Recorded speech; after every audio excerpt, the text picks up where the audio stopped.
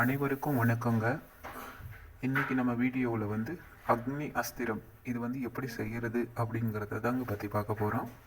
இது எதுக்காக செய்கிறோங்கிறத ஃபஸ்ட்டு தெரிஞ்சுக்கோங்க. இலைகளில் உள்ள பேனு, பூச்சி, புழுக்கள் இந்த மாதிரி இருக்கிற எல்லோரும் வந்து இதை பயன்படுத்தினா எல்லாம் அழிஞ்சு போயிடுங்க. எப்படி செய்கிறதுங்கிறத பார்க்கலாங்க. ஃபஸ்ட்டு ஒரு மண்பானையை எடுத்துக்கோங்க. அதில் வந்து நாங்கள் வந்து 5 லிட்டர் செய்ய போகிறோம். அதற்கான அளவை நான் சொல்கிறேங்க. 5 லிட்டர் கோமி எடுத்துக்கணுங்க. அதை மண்பானையில் போட்டுட்டு கூடவே வேப்ப இலை 1 கிலோங்க. அது கூடவே இஞ்சி பேஸ்ட்டு.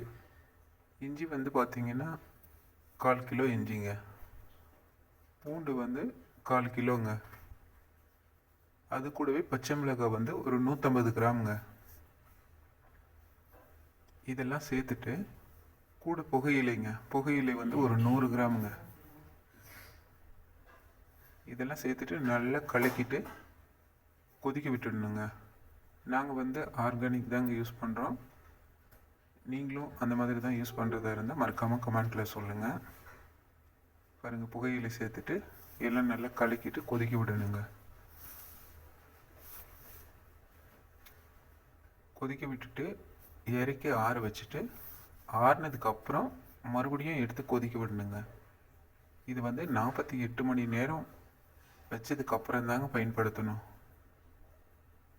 நான் எப்படி பயன்படுத்தணும் அப்படிங்கிறத ஒரு வீடியோவாக எடுத்து போடுறேங்க. அது வரைக்கும் இந்த மாதிரி நம்ம வீடியோவில் தெரிஞ்சுக்கணும்னு நினச்சிங்கன்னா நம்ம சேனல் சப்ஸ்கிரைப் பண்ணி வச்சுக்கோங்க. லைக் பண்ணி ஷேர் பண்ணுங்கள். மறக்காமல் கமெண்ட்டில் சொல்லுங்கள். நன்றிங்க.